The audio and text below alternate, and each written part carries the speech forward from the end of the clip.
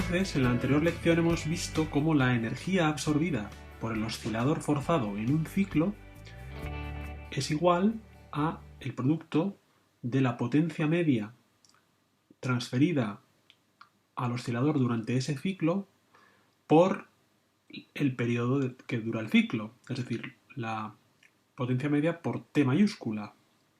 Esta cantidad la llamábamos W cuando la hemos calculado en la lección anterior, ¿de acuerdo? Y en esta lección vamos a tratar de averiguar en qué se emplea esa energía absorbida en el oscilador.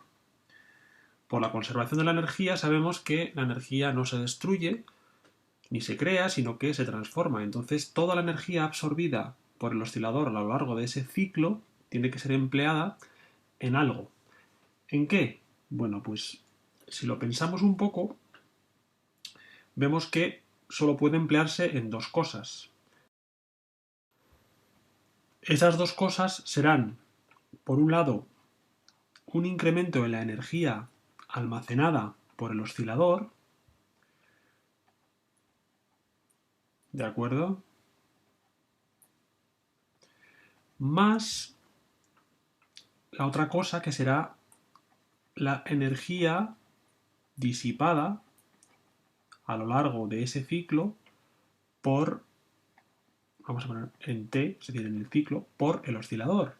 Es decir, nosotros a lo largo de ese ciclo, el agente exterior que está dando la fuerza impulsora, la fuerza que excita el oscilador forzado, está inyectando una energía en el sistema físico. Y esa energía, por un lado, puede utilizarse en aumentar la energía almacenada por el sistema durante el ciclo, y por otro se puede gastar en forma de disipación, en forma de calor, es decir, en energía que el sistema pierde. Al final del ciclo, esa energía ya no la tendrá.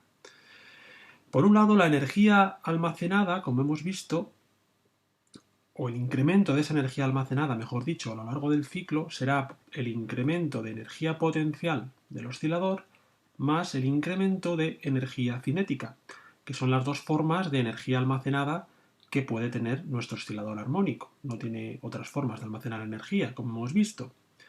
Pero claro, sucede que, como estamos analizando lo que sucede a lo largo de un ciclo, vemos que la posición X y la velocidad X punto al inicio y al final del ciclo son exactamente las mismas, porque como estamos en una situación cíclica, totalmente periódica, sabemos que la X y la X punto tomarán exactamente el mismo valor al principio y en el instante final del ciclo. Por lo tanto, eso quiere decir que la delta de U, que hemos llamado, es decir, el incremento o el cambio de energía potencial entre el instante inicial y el final del ciclo, va a ser cero. Va a ser cero porque la energía potencial solo depende de la X. Recordemos que U viene dado por un medio de la masa por omega sub 0 al cuadrado y por la X al cuadrado. Como la X es la misma en el instante inicial y en el instante final del ciclo, es decir, un periodo después del instante inicial, pues entonces este incremento de la U es cero.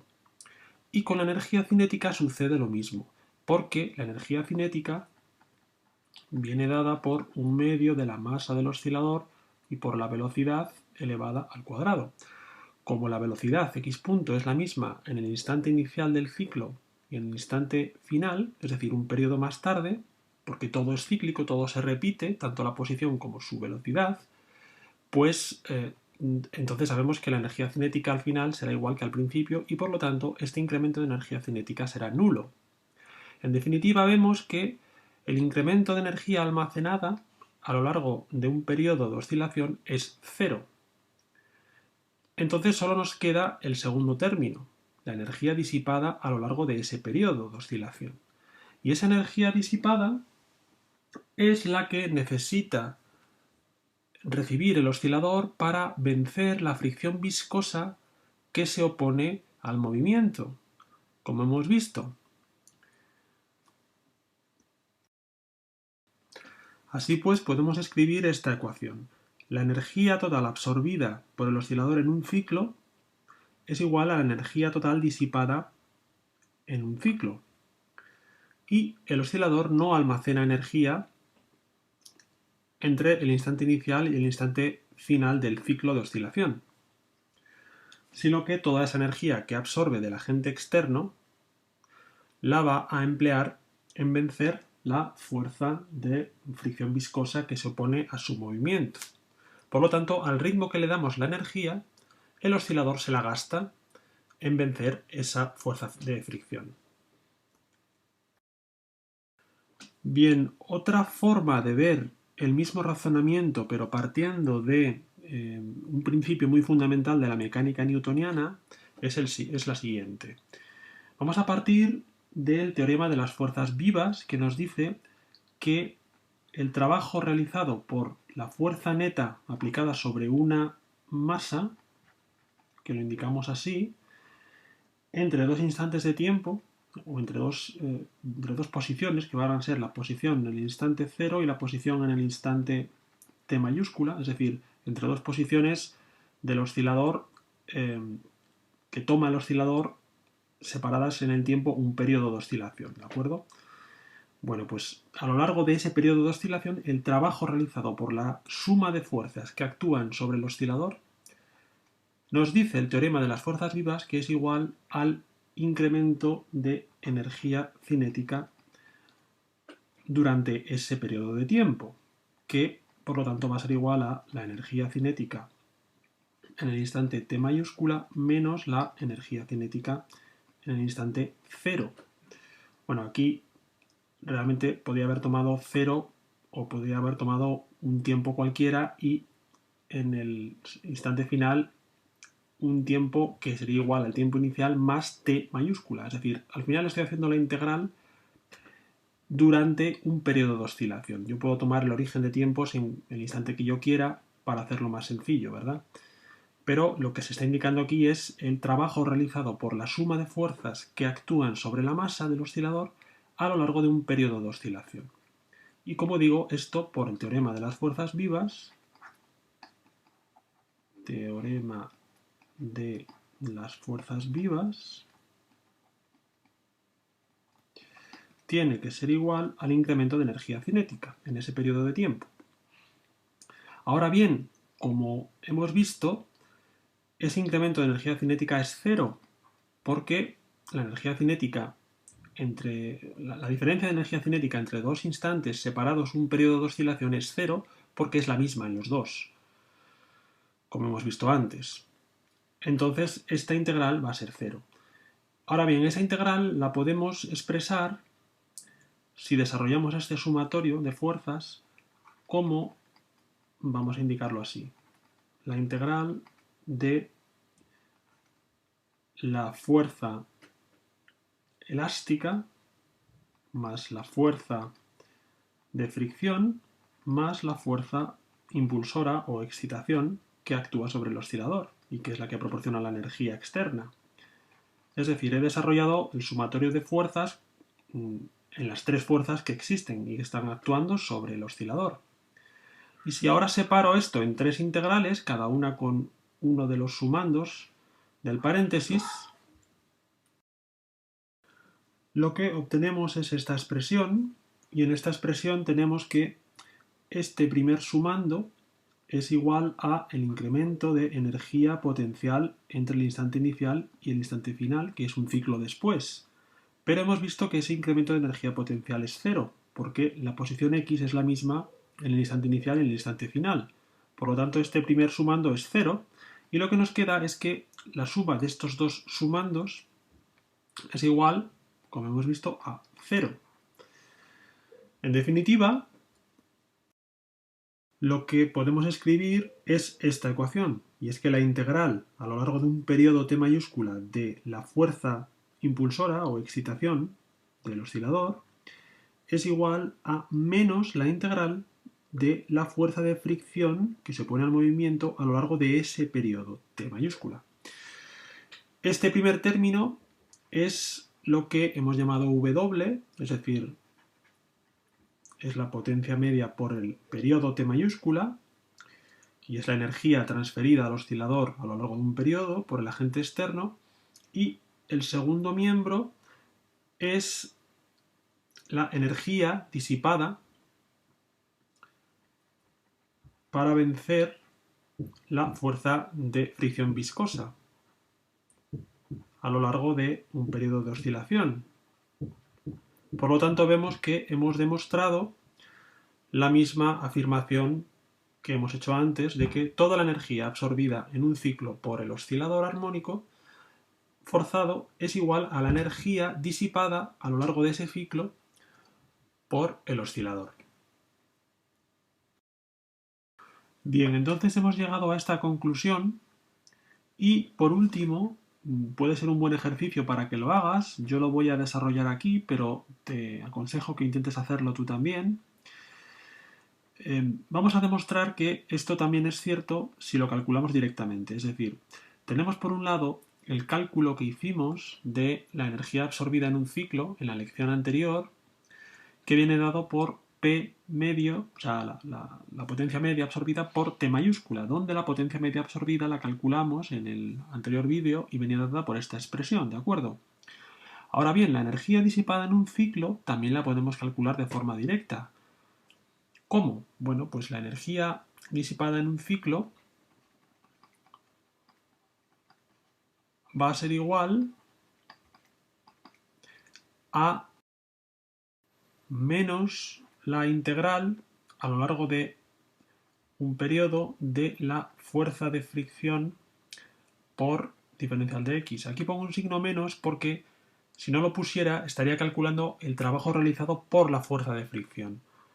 La energía, o mejor dicho, el trabajo que tiene que realizar el oscilador para vencer la fuerza de fricción es justamente con signo contrario al trabajo realizado por la fuerza de fricción. Dicho de otra forma, como el movimiento es contrario a la fuerza de fricción, la integral va a salir negativa y por lo tanto le ponemos un signo menos para tener signo positivo en la energía disipada.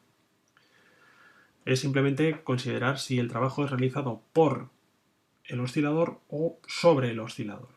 Cuando quien realiza la fuerza es la fuerza de fricción, es un trabajo realizado sobre el oscilador. Y en este caso sería negativo porque la fuerza de fricción tiene sentido contrario al movimiento. Por lo tanto, es negativo ese trabajo.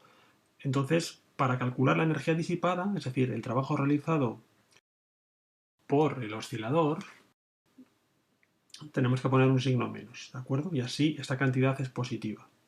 Bueno, pues esta integral, si recordamos la expresión de la fuerza de fricción, a lo largo de un periodo es igual a menos b, que era una constante, por x punto y por diferencial de x. Y esto lo podemos escribir, el menos con el menos se convierte en un más, y la integral a lo largo de un periodo la vamos a poner como la integral desde x en 0 y x en t mayúscula de b por x punto y por diferencial de x. Esto lo podemos poner como la integral entre x en 0 y x en t mayúscula de b por x punto y por x punto diferencial de t, porque el diferencial de x lo podemos escribir, lo voy a poner aquí arriba, como x punto por diferencial de t, ¿de acuerdo? Entonces, si hacemos esto, lo que nos queda es la integral entre x en el instante 0 y x en el instante t mayúscula de b por la velocidad al cuadrado y por diferencial de t. Bueno, aquí realmente vamos a poner los límites de integración, hay que ponerlos acorde con la variable de integración, que en este caso es el tiempo, por lo tanto sería entre 0 y t mayúscula, ¿de acuerdo? Bien, entonces ahora aquí he escrito la expresión de la x y de la x punto, teniendo en cuenta lo que ya sabemos, ¿verdad? Y sustituyendo la expresión de la x punto en la integral, lo que obtenemos es esta expresión, ¿de acuerdo? Donde he sacado fuera de la integral todo lo que es constante y no depende del tiempo. Y esto finalmente lo podemos escribir como B por omega cuadrado por la amplitud de oscilación al cuadrado, y la integral del seno al cuadrado a lo largo de un periodo es igual a t mayúscula medios. Entonces, teniendo en cuenta ahora que t mayúscula es igual a 2pi partido por omega mayúscula, esto lo podemos poner como la masa por la omega sub 0 por omega cuadrado partido por 2q por la amplitud al cuadrado y por 2pi partido de omega, donde he usado también el hecho de que B viene dado por m omega sub 0 partido por q. Si recordamos las relaciones que había, ya que, bueno, recuerdo que B partido por 2m es igual a la constante que llamábamos alfa cuando estudiábamos el oscilador amortiguado, y esto es igual a la omega sub 0 por la constante de amortiguamiento, y esto es igual, recordando cosas que ya hemos visto, a omega sub 0 partido de 2q. ¿De acuerdo? Entonces, bueno, con este recordatorio vemos de dónde sale este paso de aquí, último, ¿de acuerdo? Bien, y entonces, desarrollando esto, teniendo en cuenta la expresión de la amplitud, que la he escrito aquí, ¿verdad? Bueno, pues teniendo en cuenta esta expresión, finalmente, y desarrollando, nos queda esta expresión que la podemos poner finalmente de esta forma, que teniendo en cuenta la expresión de la potencia media que tenemos aquí y que hemos deducido en el vídeo anterior, finalmente lo podemos poner como la potencia media por el periodo de oscilación. Es decir, es exactamente igual, la energía disipada en T mayúscula, que es todo esto que hemos calculado, es igual a la energía absorbida en ese periodo T mayúscula, como queríamos demostrar.